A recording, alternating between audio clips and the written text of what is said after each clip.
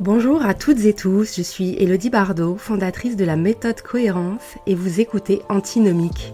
Ce podcast donne la parole à des personnes qui vivent alignées avec elles-mêmes et leurs valeurs dans tous les domaines de leur vie. Chaque épisode est l'occasion de se créer une parenthèse. À la rencontre de femmes et d'hommes qui nous partagent leur expérience, leur prise de conscience et les grandes leçons de vie qui les ont menées vers un alignement profond. Un alignement qui transforme, qui libère et qui mène à un épanouissement global. Émotion, partage, introspection. Mes invités se sont prêtés au jeu avec authenticité et vous allez découvrir toutes ces belles histoires. Et si vous avez envie, vous aussi, d'aligner votre vie à ce qui fait vraiment sens pour vous, je vous invite à découvrir le bilan de vie, l'outil qui révolutionne l'épanouissement sur méthode-cohérence.com. J'espère que vous prendrez beaucoup de plaisir à écouter ces épisodes. Et surtout, n'oubliez pas, l'alignement mène à l'épanouissement.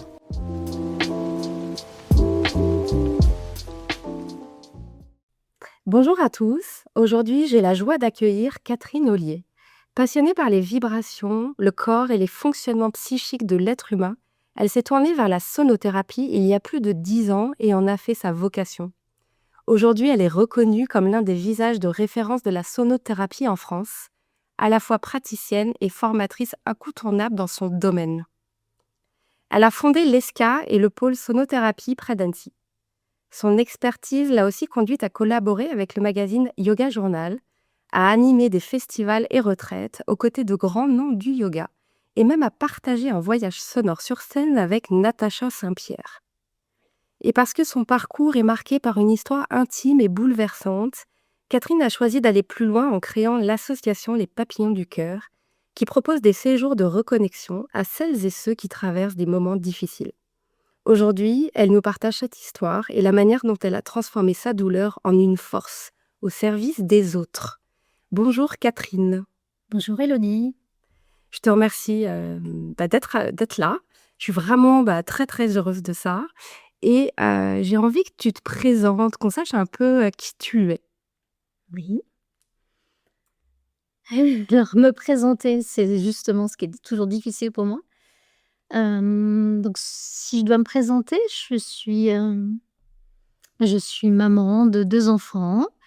Je suis, en couple, hem et une femme passionnée et un peu hyperactive. C'est assez passionnée par mon travail surtout. Ouais, voilà. D'accord. J'aimerais bien pour commencer, qu'on parte du principe que les personnes qui nous écoutent ne savent pas ce que c'est la sonothérapie. D'accord? Comme ça, tu vas nous expliquer avec tes mots à toi, qu'est-ce que c'est, ça s'adresse à qui? Et moi, si je prends simplement le mot, je dirais, est-ce que c'est de la thérapie par le son? Oui, c'est ça. Ça, c'est un grand résumé. La sonothérapie, c'est, j'ai plutôt envie de t'expliquer à quoi ça sert, ce que ça amène, ce que ça apporte. En fait, ça permet de calmer le mental, de ramener la personne vers elle, se recentrer. Parce qu'aujourd'hui, on est dans un monde, justement de très actif, donc moi, j'en fais aussi partie. On a besoin de revenir vers soi et de revenir à son corps, à la présence, au présent justement aussi, au moment présent. Donc ça ramène essentiellement ça. Donc c'est vraiment une pratique qui est proposée à des gens stressés, voilà, des gens qui ont besoin de revenir vers eux, tout simplement. Et est-ce qu'ils arrivent à couper ce mental? Parce que c'est l'une des objections qu'on retrouve beaucoup, notamment face à la méditation, à la pleine conscience. J'arriverai pas, j'arrive pas, j'ai ce hamster qui me mange. Est-ce que là, ils y arrivent en fait? Oui, oui, en fait, c'est ça, c'est ce qui est magique dans la sonothérapie.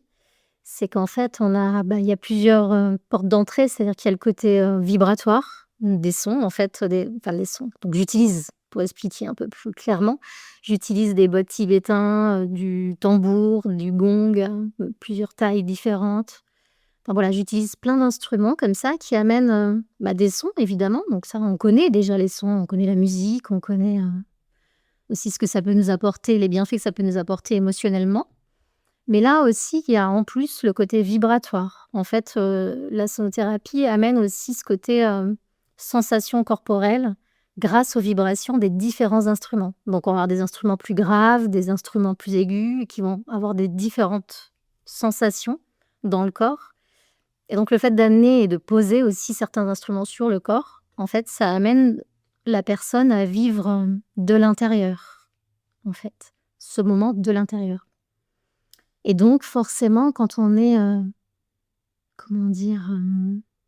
Quand on est dans l'observation de quelque chose, on observe ses sensations et bien forcément le mental lui, il ne peut pas être en même temps en train de penser aux courses, qu'on va faire en sortant, au sac, des enfants oubliés, dans la voiture ou je sais pas quoi, tout ce qui peut nous prendre un petit peu le mental comme ça, le travail et cetera. Là, on est vraiment dans ce qui se passe au moment même où ça se passe, dans notre corps. Donc on peut pas être ailleurs. Donc forcément le mental se calme. Et si je me trompe pas, parce que j'ai fait des séances avec toi et avec une, coach de l'équipe, Caroline, connue grâce à elle, puisque c'est toi qui l'as formée.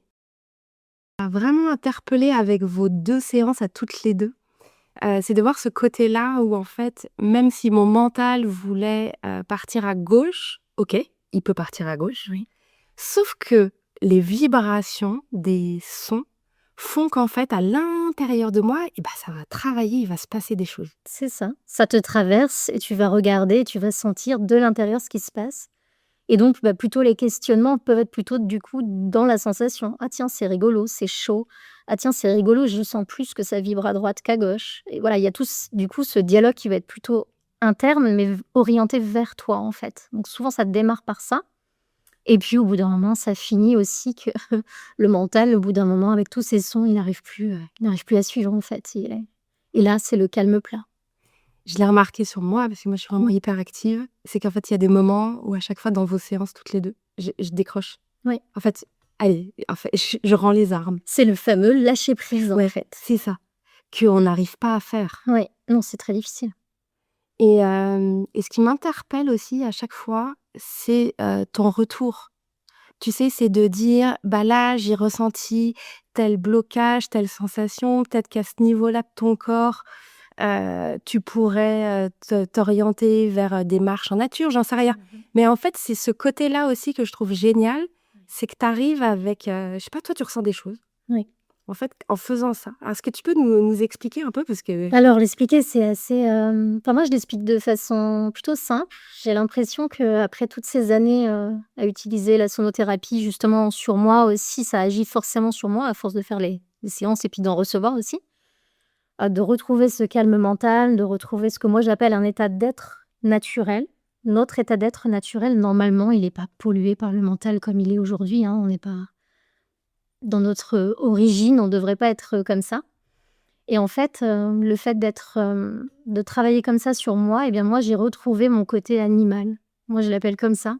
C'est ce côté où, bah, les animaux ressentent des choses de l'autre. Ils ressentent, le stress, ils peuvent ressentir, je sais pas, un chien va sentir que la personne elle est pas sympa ou qu'elle a peur ou que sais-je, voilà.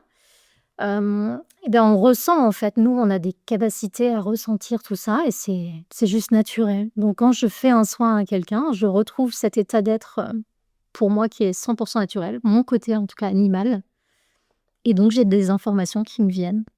Alors ça peut être, visuel, ça peut être dans mon ressenti physique corporel, ça peut être, voilà aussi dans des comme un peu on appelle ça de la clairaudience. Moi je ouais, enfin voilà des messages, enfin voilà, ça paraît toujours un peu étrange quand on parle de ça, mais je pense vraiment que c'est un enfin pour moi c'est naturel.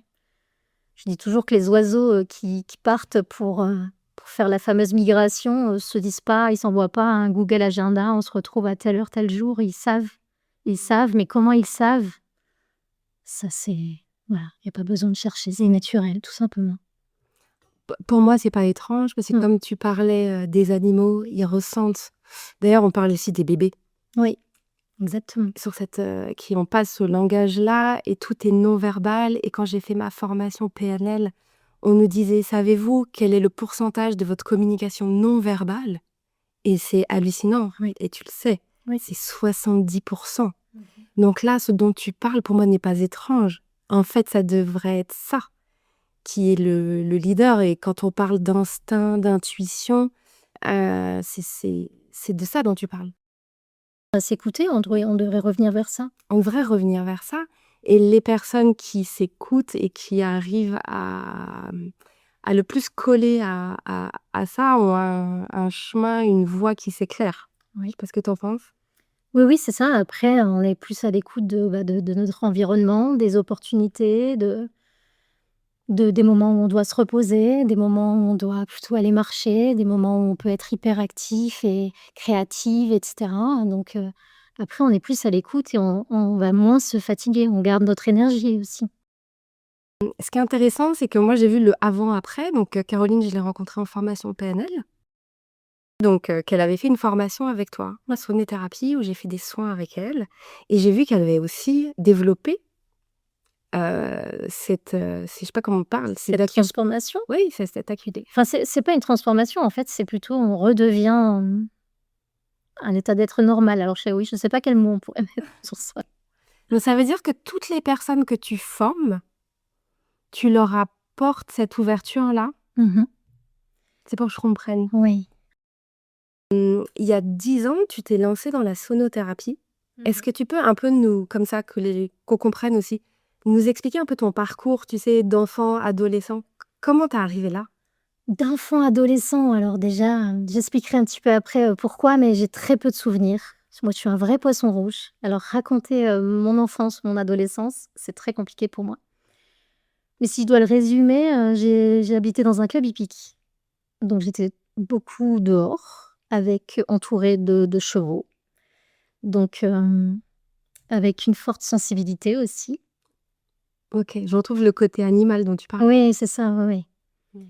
Mmh. J'étais très en lien avec les animaux dans ce club et puis les chevaux, c'est quand même particulier. C'est des animaux qui sont très sensibles, donc il faut justement être très calme à côté. Enfin, ils ressentent tout justement. Oui, oui, donc c'est vrai qu'il y a sans doute aussi ça qui m'a aidée. Mmh. Donc ça, j'ai passé, une bonne partie de mon enfance. Je pensais d'ailleurs, être monitrice, d'équitation. C'était vraiment la première partie de ma vie. Donc très libre, une enfance, où j'allais, me promener, toute seule, l'époque où on n'avait sans doute pas trop peur, quand j'y repense aujourd'hui. Mais voilà, j'étais, plutôt libre et avec les animaux. J'ai beaucoup aimé aussi, apprendre aux autres à monter à cheval, enfin à préparer leur cheval plus exactement, parce que j'étais, enfant, hein. Mais c'était quelque chose qui me parlait déjà beaucoup. Voilà et c'est revenu après dans mes métiers, en suivant, le cours de ma vie, parce qu'après donc je me suis retrouvée, donc j'ai fait un apprentissage pour être coiffeuse. Donc et là, j'ai été coiffeuse pendant 20 ans et c'était aussi quelque chose qui me plaisait, d'apprendre aux autres. Donc j'ai, formé des jeunes apprentis et cetera. Donc j'ai été à mon compte, donc très tôt aussi à mon compte. Il y a ce côté aussi liberté qui est aussi toujours là, en fait, qui est toujours présent. J'étais, donc à mon compte, j'avais 25 ans, je crois aussi, oui, c'est à peu près. Donc voilà, je vais très vite parce qu'en fait, j'ai très peu de souvenirs. Donc et j'ai compris plus tard pourquoi j'avais peu de souvenirs, parce qu'en fait, j'ai un petit trouble de l'attention. Donc comme je disais tout à l'heure, je suis hyperactive, trouble de l'attention et une petite tendance à me dissocier, en fait. Et j'ai compris dernièrement que quand on est dissocié, en fait, on a, beaucoup de mal à enregistrer des souvenirs.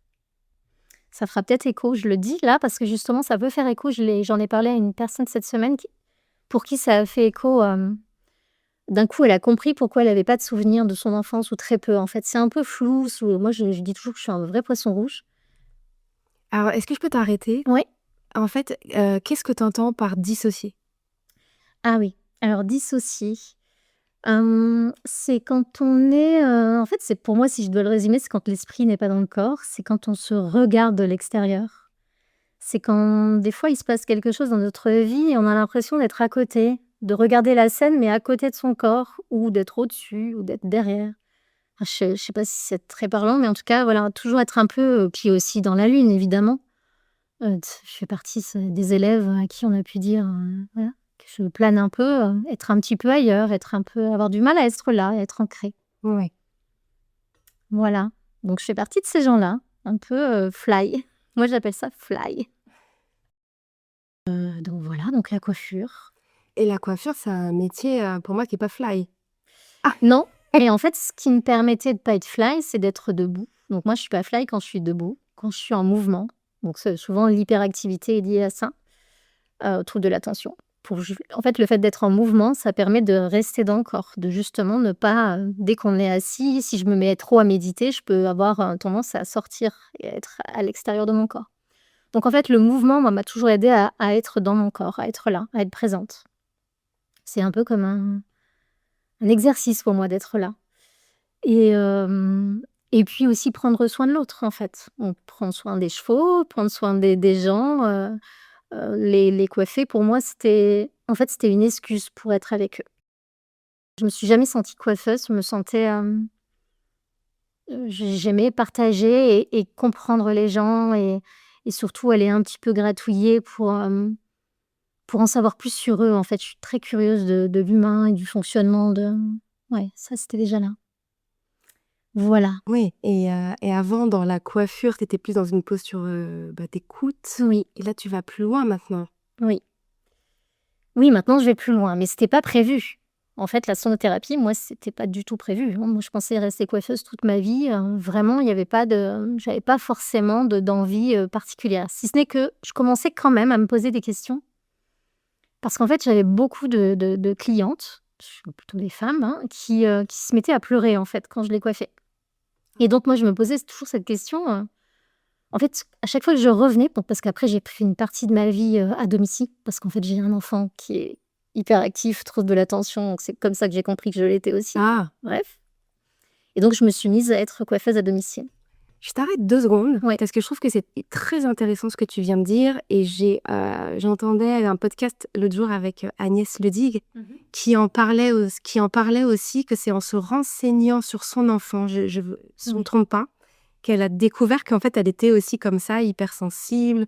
Le bouquin très connu sur le sujet de Fabrice Midal. Je trouve que c'est intéressant de faire un stop là. Personnes qui découvrent leur hypersensibilité, leur, trouble de déficit de l'attention, en comprenant mieux leurs enfants. Exactement. Moi, je comprenais pas, hein, avant, je comprenais pas pourquoi j'étais comme ça. Et il y avait vraiment ce truc, cette phrase, hein, j'étais comme ça, un peu péjorative où je me sentais, nulle, pas normale, pourquoi tu allais vite les larmes qui montent aux yeux, enfin combien de fois j'ai entendu, «C'est ça va être compliqué pour toi dans la vie, si tu es trop dans l'émotion». Alors que moi, au fond de moi, je savais que c'était normal et que c'était plutôt enfin que j'étais un humain en fait. Pour moi, c'est normal d'être comme ça, mais je ne comprenais pas en fait pourquoi il y avait cette différence et oui, oui, mon fils m'a permis de comprendre beaucoup, beaucoup de Ouais. choses. Ouais, ouais, ça a été vraiment, j'ai pas fait de recherche pour savoir si je l'étais ou pas, parce que pour moi ça n'a aucune importance, Oui. mais on apprend en fait ensemble, comment on avance avec ça et puis on s'accepte en fait. Et qu'est-ce qu'on en fait? Parce que la question, elle est là, c'est pas l'étiquette. Qu'est-ce qu'on en fait? En fait, c'est qu'est-ce qu'on en fait de Ouais. cette force-là, et de Exact. comprendre que c'est une force. Et Oui, c'est une parce que moi aussi, je suis concernée, Mmh. et pendant toute ma vie, j'ai cru que j'avais un problème. Oui. Ah, mais vraiment, Mais j'ai un problème, quoi. Jusqu'au jour où je me suis dit: «Allez, et si on prenait ce problème, et qu'on le regardait, et qu'est-ce qu'on en fait?» C'est là où j'ai créé Méthode Cohérence. oui et je pense que enfin aujourd'hui, moi je me dis vu que tout le monde enfin beaucoup de personnes aimeraient devenir des IA, c'est ce que je ressens parce que les gens que je vois sont très, justement coupés de leurs émotions, s'enferment sous une carapace et que c'est un peu comme si pour eux les émotions c'était quelque chose de pas bien. J'ai beaucoup de gens qui viennent comme ça. Ah oui? Oui, parce qu'ils se ferment derrière en fait cette carapace pour s'endurcir parce que la vie, pour eux, elle est difficile et que c'est mieux de ne pas avoir d'émotions. Excusez-moi, ça veut dire quoi qu'ils cherchent à être des IA? Parce que j'ai jamais entendu parler de ça. Ils cherchent à être des IA. Non, ils cherchent pas à être des IA, mais ils cherchent à devenir performants. Plus j'ai par exemple des fois des personnes qui viennent avec 2 ou 3 téléphones dans les poches, qui ont des agendas très remplis. Donc c'est ça pour moi être un IA, c'est être plus un être humain et du coup, pas être bloqué par l'émotionnel qui freine. Ah, En tout cas, c'est comme ça qu'eux, ils l'entendent. c'est comme ça qu'eux, ils pensent que ça se passe. Oui, oui. L'émotionnel le freine. Oui Ah, et je les aide à sortir de ça, à justement accepter parce qu'en fait, à l'intérieur, c'est très compliqué. Il y a toute cette émotion qui est refoulée, OK. qui est bloquée dans le corps, qui est, sous tension, qui crée des tensions musculaires, des tensions enfin voilà, des problèmes digestifs et cetera, enfin qui bloquent tout le système humain, tout simplement, si je dois simplifier. Et en fait, ils ont besoin d'aide, ils ont besoin de revenir à leur humanité, en fait. Et donc, parfois je pleure avec eux, parfois, je leur montre qu'on peut pleurer, qu'on peut avoir des émotions, qu'on est, comme un enfant, en fait, redevenir cet enfant qui peut rigoler, qui peut avoir des rires et qui peut d'un coup, se mettre à pleurer parce qu'il s'est fait mal et puis retourner jouer 2 minutes après et cetera et cetera. Donc là, tu parles de ton métier de sonothérapeute. Oui, D'accord. Du coup, ça je le voyais pas vraiment en coiffure. voilà. Du coup, on va revenir en arrière. Oui. Qu'est-ce qui s'est passé pour que tu quittes la coiffure pour aller vers la sonothérapie? Qu'est-ce qui s'est passé? En fait, ce qui s'est passé, c'est que j'ai vécu un drame. Donc, j'ai vécu un drame qui m'a amenée à voir la vie, différemment. Donc, en fait, je me suis séparée du père de mes enfants, donc ça jusque-là, c'est plutôt classique, hein. Ils avaient quel âge? Ma fille avait 6 ans et mon fils 10 ans. Donc on se sépare. Jusque-là, tout va bien. Ça se passe plutôt bien d'ailleurs, puisque c'était, consenti des 2 côtés et cetera. Et puis en fait, lui, donc on continuait à se voir. D'ailleurs, ça se passait très bien pour les enfants, c'est ce que je voulais aussi. Et puis en fait, 6 mois après, il a fait une dépression, et la dépression a été foudroyante. En fait, ça a été une dépression en 3 mois, il a fini par se suicider. Donc ça a été très, très vite. Hem, Moi, je pense qu'il était bipolaire. Je saurais jamais, on n'a pas fait, de test.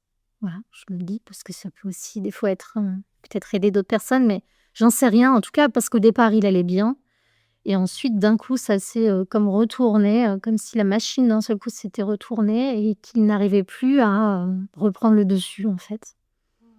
Et qui partait dans une sorte de cercle vicieux qui l'emmenait vers le bas et puis, de plus en plus bas et puis mais très, très vite, hein, très, très, très vite.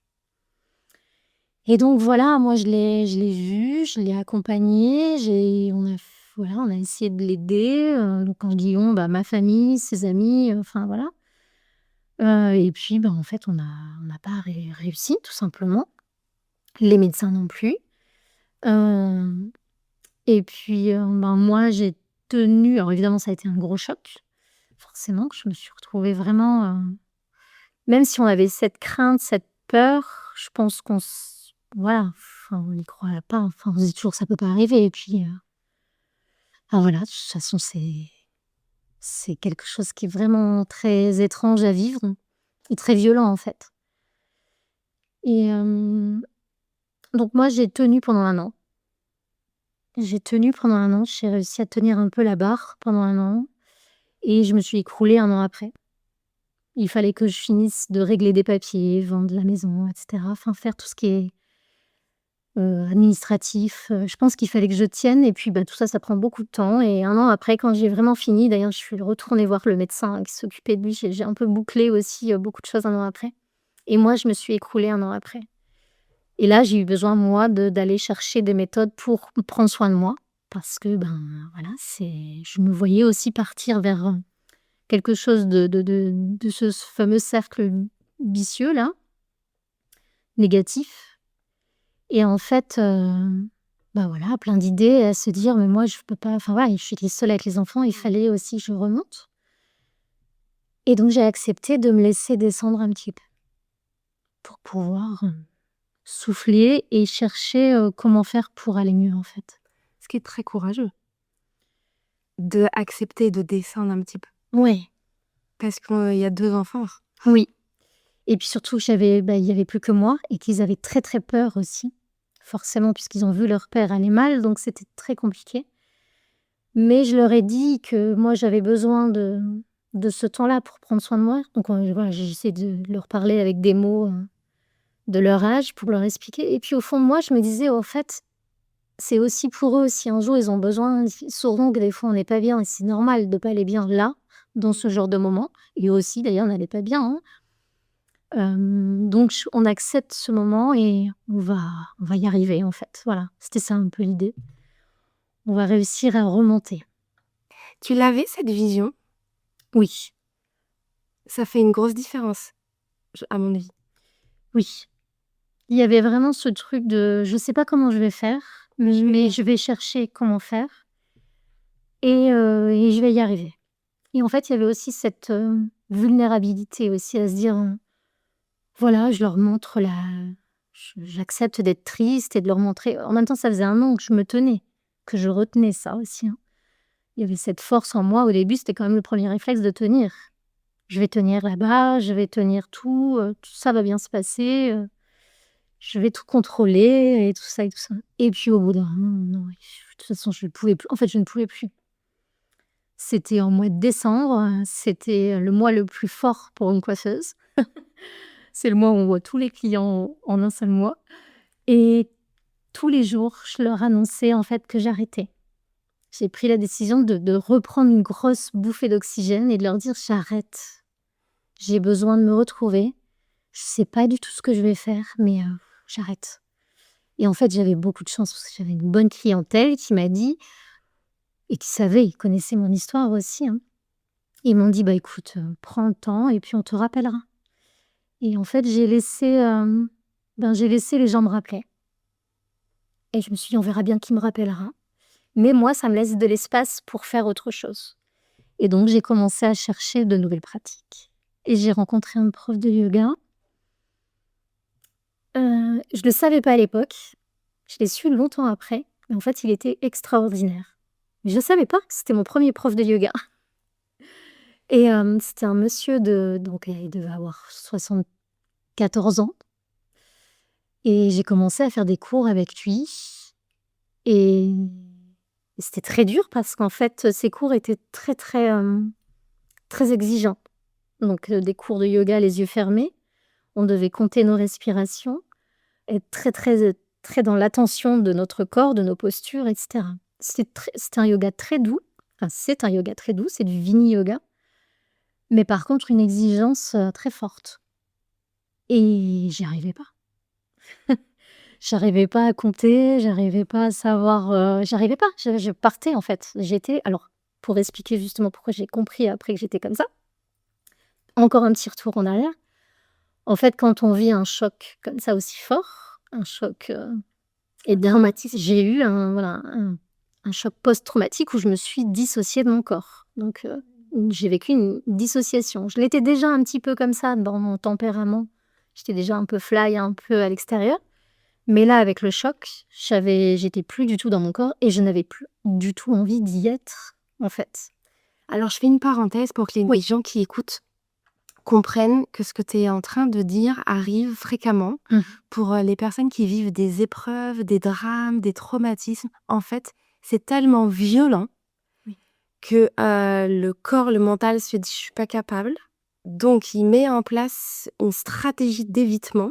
C'est ça. C'est-à-dire donc c'est une dissociation et il y a une partie de mon esprit qui sort parce qu'en fait, il n'est pas capable de vivre ça maintenant et donc en fait, c'est là où souvent on peut mettre sous le tapis, des événements de notre passé, de notre enfance.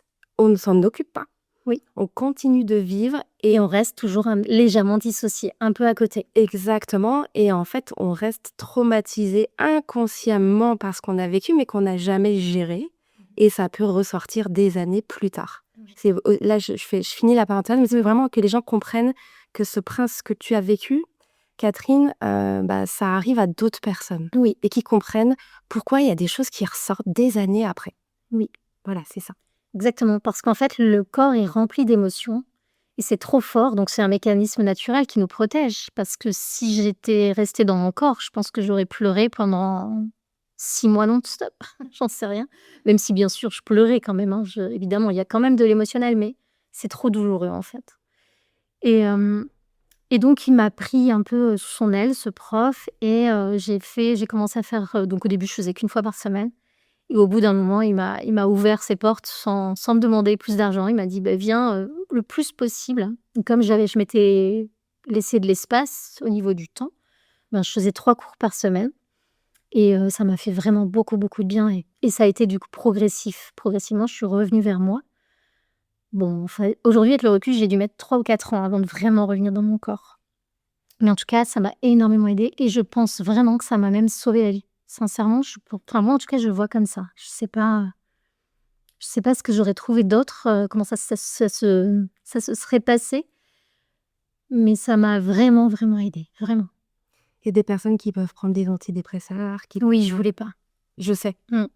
c'est pour expliquer Ouais. aussi. Oui, par contre, je suis pas contre. Mais moi, je sentais que j'avais pas envie de ça. Ouais. Je suis pas contre, parce que d'ailleurs, bah, donc Jérôme, le père de mes enfants, a pris des antidépresseurs et dans ces moments-là, lui, enfin, pour lui, c'était vraiment nécessaire. Il en avait vraiment besoin. Donc non, je suis pas contre, mais moi, je sentais que j'avais vraiment envie d'essayer autre chose. Donc le retour à toi par le corps, Oui, hein? par le corps. OK. Ouais. Donc une très, très belle expérience et donc là, bah, le temps passe, je me dis: «Ben, je vais devenir prof de yoga. Super, je vais pouvoir ramener ça peut-être, à mes clients en coiffure». C'était un peu la première idée et donc mon prof faisait des formations, donc je démarre une formation avec lui et puis, j'ai quand même envie d'autre chose. Au début, je voulais être, sophrologue, donc je voulais justement aussi puis en me disant: «Ça va aussi m'apprendre plein de techniques». Et donc je suis allée au salon des médecines douces à Paris et là j'ai découvert la sonothérapie. C'est le premier stand qui m'a appelée, mais vraiment que par le son en fait, je me suis sentie, tout de suite attirée et là je me suis dit: «Non, c'est trop bizarre. Là je vais pas faire ça. Ça va faire peur à tout le monde». Déjà avec ma famille, là ils sont inquiets que je fasse du yoga, si je fais de la sonothérapie, qu'est-ce que ça va être? Oui, parce que c'est les bols. Oui, et puis il y a 10 ans, c'est pas loin 10 ans, mais il y a 10 ans, la sonothérapie, c'était et ça l'est d'ailleurs encore un petit peu, vu comme complètement perché, complètement et en fait, tellement pas. En fait, c'est vu comme ça parce que les gens ne savent pas ce que c'est. Oui, C'est il ça. faut le vivre, en fait. Quand on le voit en photo, évidemment, tu me vois avec un bol ou un tambour, on se dit: «Mais qu'est-ce que c'est que ce truc? Qu'est-ce qu'elle fait, elle? Complètement, alors que quand on le vit, c'est juste incroyable. Donc c'est vrai que c'est quelque chose qui est à vivre. En parler, c'est toujours, compliqué. Mais en tout cas, voilà, moi j'ai eu cet appel, j'ai ressenti, ces bols et cetera et c'était évident donc j'ai un peu lutté contre, mais pas longtemps parce qu'en fait, en rentrant chez moi, je me suis rendu compte que quelqu'un faisait des formations.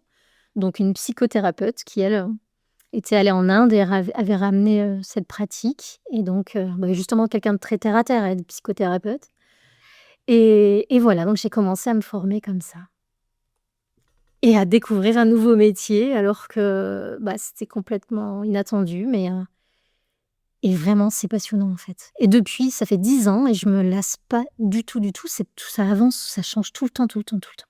Je découvre encore plein de choses. C'est fou et j'adore là ce que tu racontes parce que c'est vraiment la découverte d'un métier, en le faisant et que ça vibre à l'intérieur de toi, mais tu sais que tu aimes ça. J'aime ça et puis surtout, j'ai vécu l'expérience Oui. et j'ai vécu plein d'expériences dans le corps, des choses vraiment incroyables. Donc bah, ce retour, ce côté animal, ce côté, enfin voilà, je retrouve des choses finalement, que tout le monde peut retrouver. Donc aujourd'hui, mon but, c'est ça, c'est que tout le monde puisse retrouver ces sensations que moi j'ai vécues.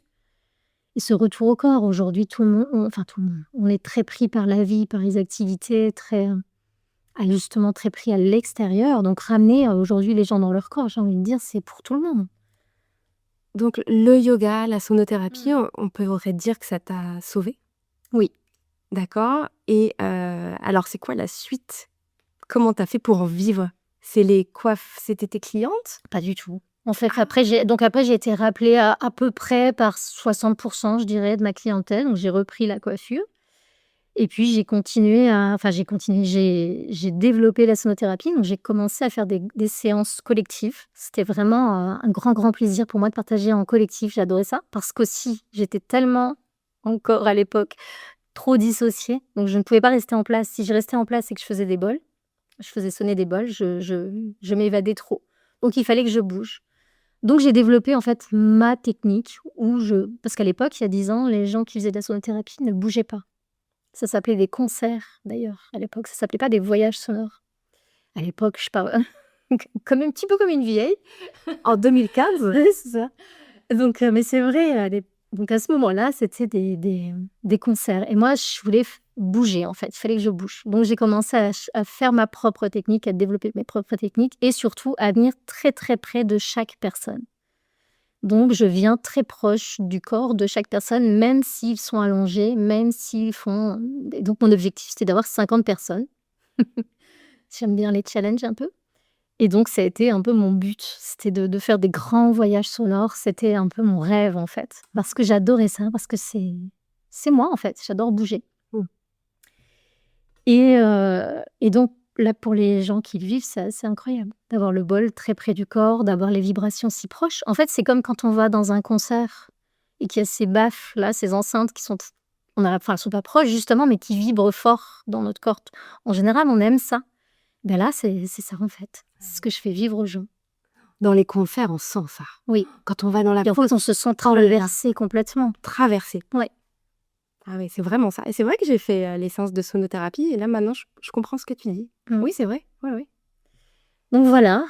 Et donc après, je me suis retrouvée à faire des festivals parce que, comme je faisais des grands voyages sonores, j'ai été appelée dans des festivals et des choses comme ça. D'accord. Et, et alors, j'aimerais qu'on parle de l'association Les Papillons du Cœur. Oui. Pourquoi du coup tu t'en arrives là alors? C'est le step d'après? Mmh. Oh. Alors pourquoi j'en arrive là? Comment ça s'est passé? Alors en fait, parce que je t'ai rencontrée, Héloïse. Parce qu'en fait, moi, ça faisait un moment que je cherchais une association. J'avais vraiment envie j'aime beaucoup déjà, de donner, offrir, faire des cadeaux, de séances offertes et cetera. Donc ça, c'est déjà quelque chose que je faisais régulièrement.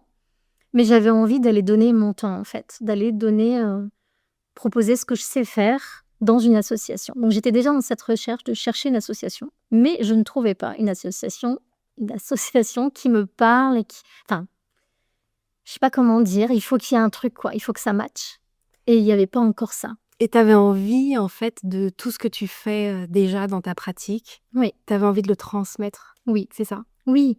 Et puis surtout d'aller, toucher des gens, comme un petit retour en arrière. Peut-être une Catherine d'il y a 10 ans, donc quelqu'un qui vit quelque chose de difficile, qui traverse une période de vie compliquée, ou peut-être un Jérôme d'il y a 10 ans aussi, qui, sort peut-être de dépression, en tout cas, voilà. Quelqu'un qui a envie d'aller mieux, qui a envie, mais qui n'a pas encore trouvé la force et qui cherche quelque chose pour l'aider, en fait. Donc voilà, pour redonner, pour moi, c'est évident, hein, au bout d'un moment, il faut redonner ce que nous, on a vécu. Hier, j'entendais dans un autre podcast, dans notre vie, pour recevoir un cadeau, mais pour en donner un. Ouais. Donc c'est exactement ce que tu dis. Mais oui, pour moi, et c'est important d'aller, proche de toutes ces personnes qui vivent des moments difficiles, et on en vit tous, un jour ou l'autre, malheureusement. Après avec plein de moments différents, mais on a, je pense, un jour ou l'autre besoin de ça dans notre vie, d'être aidé, d'être accompagné, d'être un petit peu soutenu, et donc voilà, maintenant c'est le moment. Alors du coup, d'échange pour raconter un peu, ce qui s'est passé. Je te laisse la parole.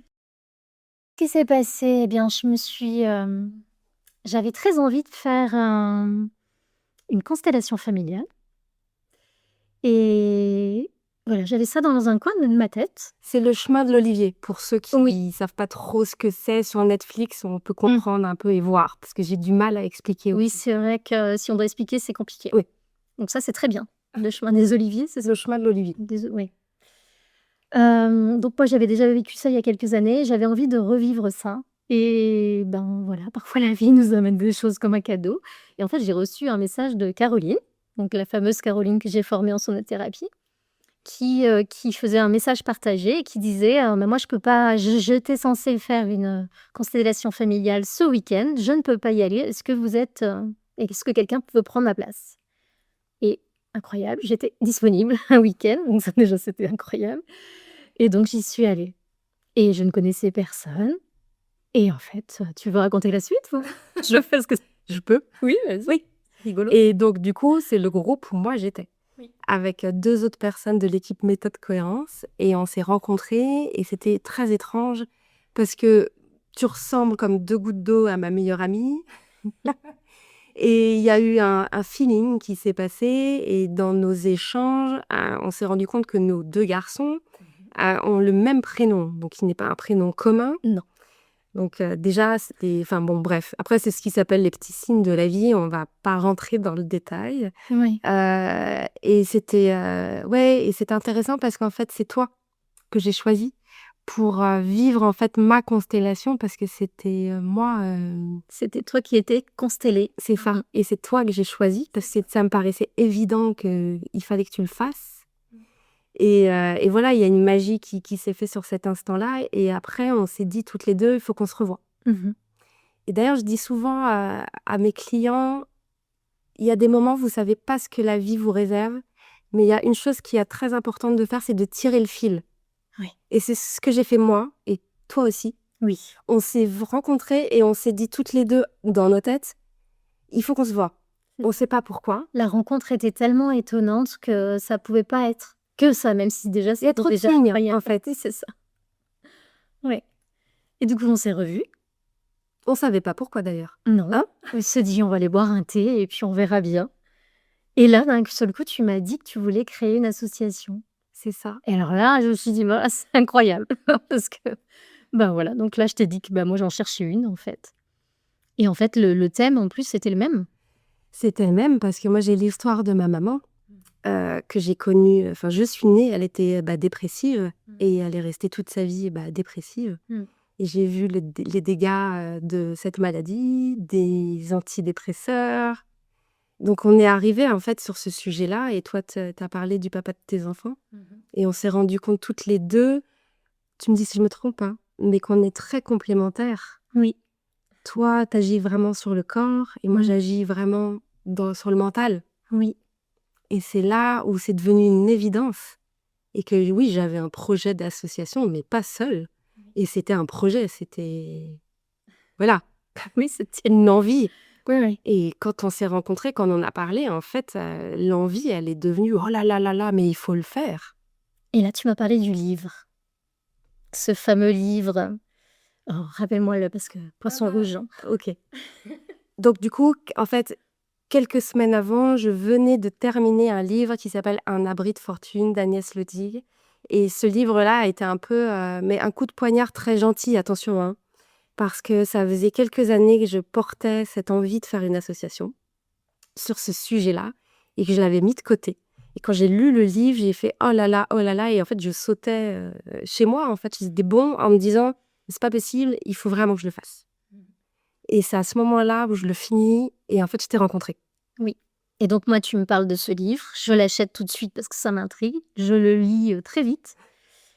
Et moi, en fait, ça a fait un énorme écho puisque il y avait cette histoire où ils sont dans la nature, enfin dans un lieu, en fait, avec un grand jardin, un grand terrain, au bord d'un petit bois, enfin d'une petite forêt. Et moi, j'ai vécu dans un lieu comme ça, en fait. Donc, ça faisait énormément d'écho avec ce lieu. Et je me suis dit, la nature, c'est clair, c'est ce qu'il faut. Et puis, ben, en fait, les ateliers, ben, moi, je faisais déjà ça fait 10 ans que je fais des retraites, que j'accompagne des gens, des ateliers. Enfin, c'était évident que, bah, ça, c'était pas du tout compliqué, en fait. Et je ne sais pas pourquoi, mais j'ai pensé à Marion et Maxime, en fait, et à leur lieu que je ne connaissais pas. C'est ça le plus incroyable, c'est que je ne connaissais pas leur lieu, mais j'avais rencontré Marion. Donc Marion, c'est une personne que j'ai formée, en fait, en sonothérapie. Et elle m'avait parlé de son lieu, mais pendant toute la lecture du livre, en fait, je pensais à elle et en fait à eux. Bon, voilà, et c'était assez bizarre, un peu comme ce côté animal encore.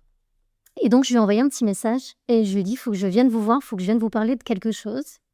Quand je suis arrivée, je leur ai raconté et en fait, ils se sont tous les 2 mis à pleurer parce qu'en fait, ils avaient, créé ce lieu. Donc c'est un lieu, de ressourcement, mais, quand ils avaient décidé de créer ce lieu, le but, c'était de créer un lieu pour les gens justement qui ont besoin de se retrouver, de revenir vers eux, des gens qui passent un moment de vie compliqué.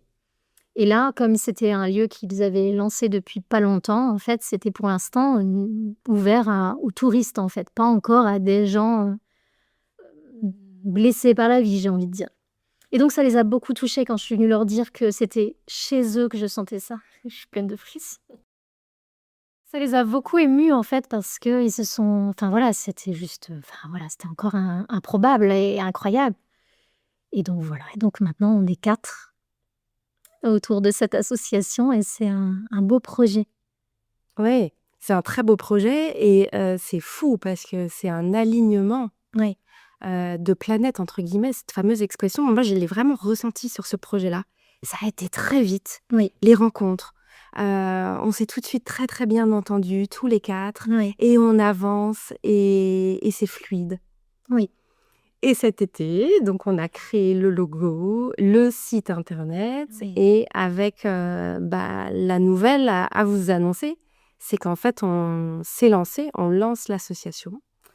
Et il y a un premier séjour, donc de 4 jours, en novembre, cette année 2025, qui est donc sur leur lieu qui s'appelle le Refuge Insolite, dans le Bugey. Oui. Ça me touche beaucoup parce qu'en fait, moi, j'avais jamais parlé de mon histoire et ça me voilà, c'est la plus belle des occasions d'en parler pour cette association et donc voilà, je suis très touchée, très contente d'avancer. Ça va devenir quelque chose d'incroyable et enfin, j'en suis certaine, je sais pas pourquoi non plus, mais voilà. C'est évident qu'il y en a tellement besoin. Voilà. Ouais, moi aussi, je suis émue et touchée parce que si on sait très bien aussi pourquoi on le fait Oui. et qui on aurait voulu aider. Mmh. Oui, exactement. Donc on le fait aussi pour eux. Oui.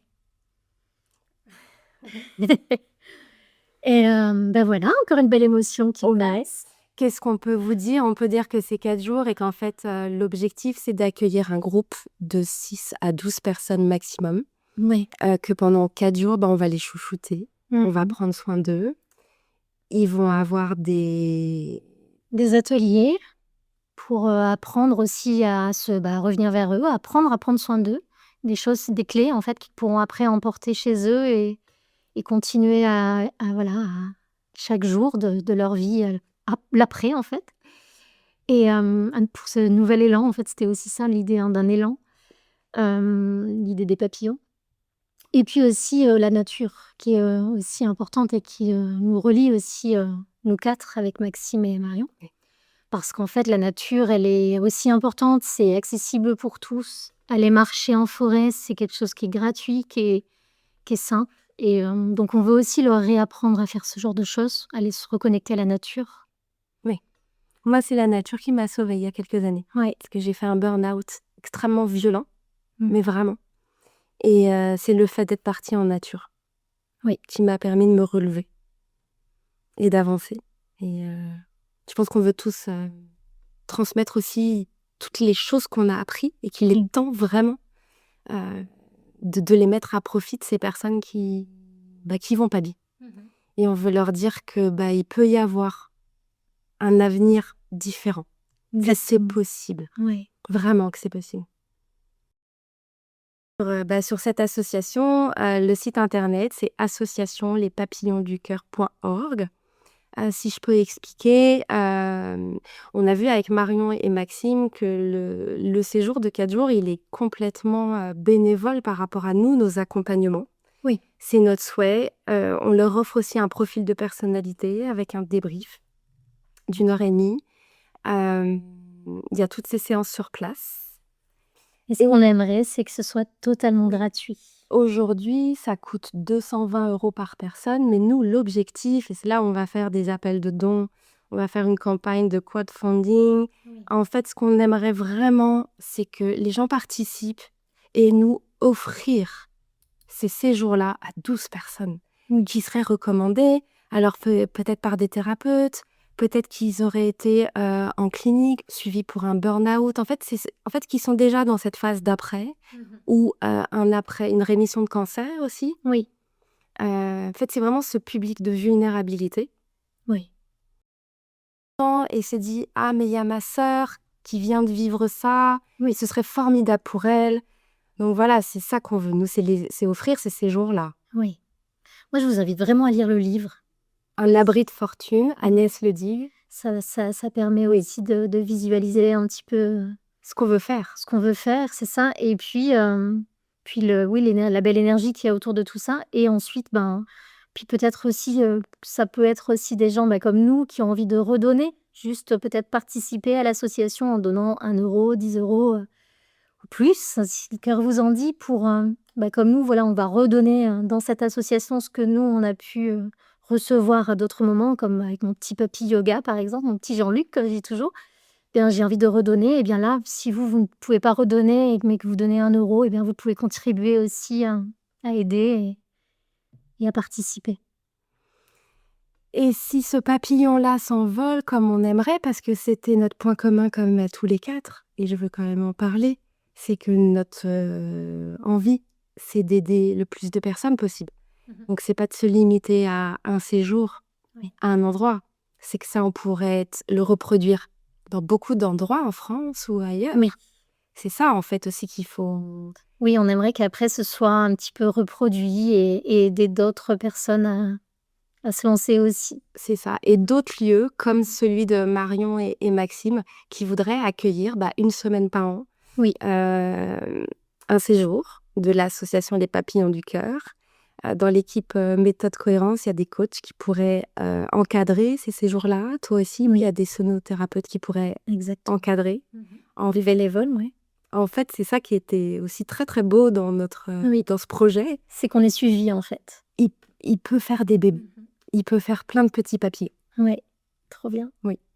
Donc on verra. Ça c'est Ça c'est allez, on lance ça ici. Non, mais on le lance. Hein. Oui. C'est ça. On le lance. Alors pour terminer ce podcast, parce qu'il est quand même Oui, ça passe. oui, ça passe vite. Hein. Pour le terminer, est-ce que tu aurais une grande leçon de vie que toi t'as reçue, que tu aurais envie de transmettre? Une grande leçon de vie. Ben, ce qui me vient, c'est de trouver cette fameuse de s'autoriser à être vulnérable quand c'est difficile, d'accepter l'aide qu'on peut nous offrir, d'accepter de prendre un temps pour se retrouver, même si parfois on se dit mais non, mais non, mais non. De calmer ce fameux mental et d'apprendre à faire des pauses justement pour pouvoir, voilà. Donc peu importe ce qu'on vit en fait, d'accepter d'être, dans un moment, juste de revenir vers soi tout simplement. Mais c'est pas facile, hein, je le dis parce que ça a l'air tout simple quand on le dit comme ça, mais accepter de prendre une pause, c'est pas toujours simple. Et voilà, j'aimerais Faire passer ce message. ouais, lui faire passer ce message. D'arrêter le contrôle. Oui, d'arrêter le contrôle. Et c'est quand on arrête qu'on trouve plein de solutions. C'est quand je me suis arrêtée justement il y a 10 ans là, que d'un coup j'ai découvert la sonothérapie. Enfin ça serait, donc finalement c'est un petit peu un cadeau, hein, on peut dire ça 10 ans après, hein, quand on vit quelque chose de difficile. Mais, aujourd'hui j'ai l'impression que c'est un cadeau et que c'était aussi le cadeau que je me suis offert de m'arrêter et de pas vouloir lutter aussi, contre l'émotionnel, contre, la tristesse et cetera. Voilà, de déposer tout ça. Écoute, je te remercie beaucoup pour ce moment Merci à toi. et à très bientôt.